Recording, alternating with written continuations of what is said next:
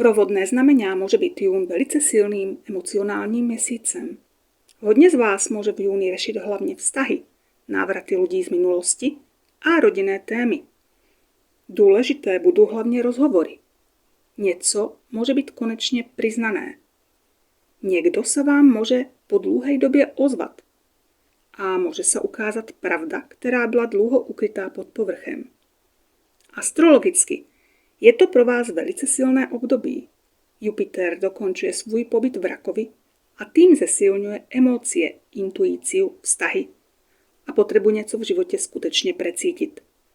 A zároveň sa blíží změna, protože se Jupiter koncem měsíca pohne doleva. A vy tak můžete začat precházet z tichého prežívania do o moc odvážnějšího jednania.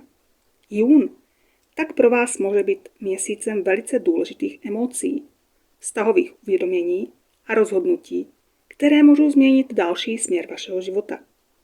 A jak to můžou mít jednotlivé vodné znamenia, teda raci, škorpioni a ryby? Info o časoch v popisku videa. Raci. Jún vám může donést veliké rozhodnutí ohledně rodiny a vztahů. Hodně z vás si uvědomí, že už nechce zachraňovat všetkých okolo sebe a začne myslet aj na svoje štěstí. Někomu z vás se může vrátit člověk z minulosti. Ozve se vám po velice dlouhé době. Řešit budete ale hlavně domov. Je možné stěhování alebo nějaká jiná změna v bývaní.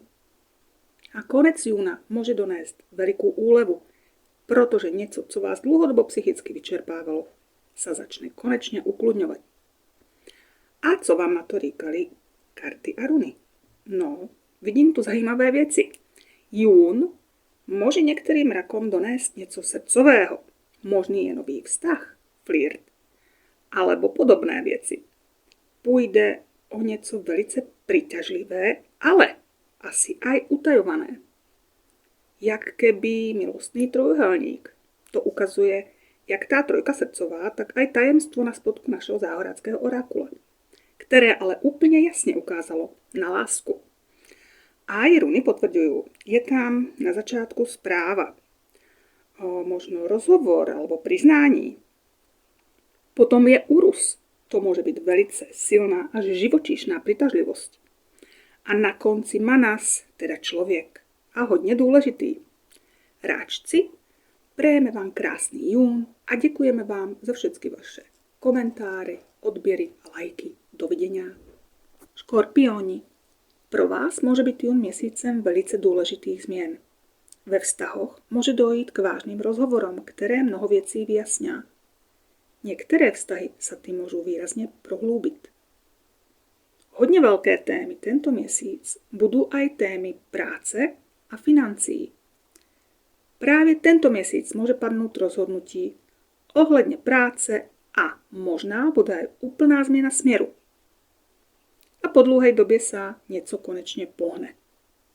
Můžete cítit, že se něco sice mění, ale tentokrát tým správným směrem. A co vám na to povídali karty a runy? Ano, úplně to sedí s tou astrologickou situáciou. Opravdu to vypadá, jak keby vám tento měsíc měl donést zásadní průlom. Kdy se po dlouhší době, kdy něco stagnovalo, začnou věci konečně hýbat. Může dojít důležitý rozhovor, nový spojenec alebo rozhodnutí, které vás nasměruje úplně jiným směrem, ale včil už velice konkrétně a definitivně.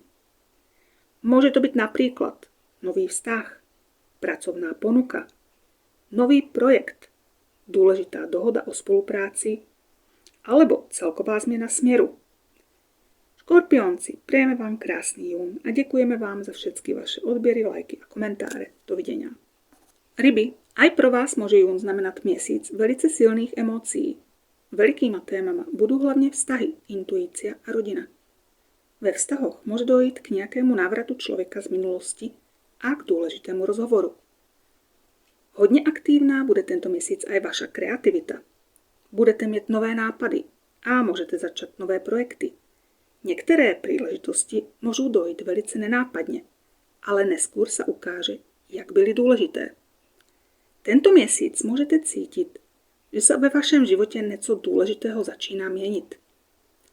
A co vám na to povídali karty a runy? No krásné sú. Ukazujú novú pracovnú ponuku, lepší finanční období, dôležitého spojenca a spoluprácu s ním, nové kamarátstvo alebo vztah, postupné upokojení ve vztahoch, návrat sily a vitality po vyčerpání a aj dobré správy. Na spodku našeho záhoráckého orákula je radosť. Teda tým směrem sa v júni bude posúvať váš život. A runy to úplne potvrdili. Fehu je hojnosť a úspěch. Manas je dôležitý človek a Urus je sila, zdraví a vitalita. Rybičky, prejeme vám krásný jún a děkujeme vám za všetky vaše odběry, lajky a komentáře. Dovidenia.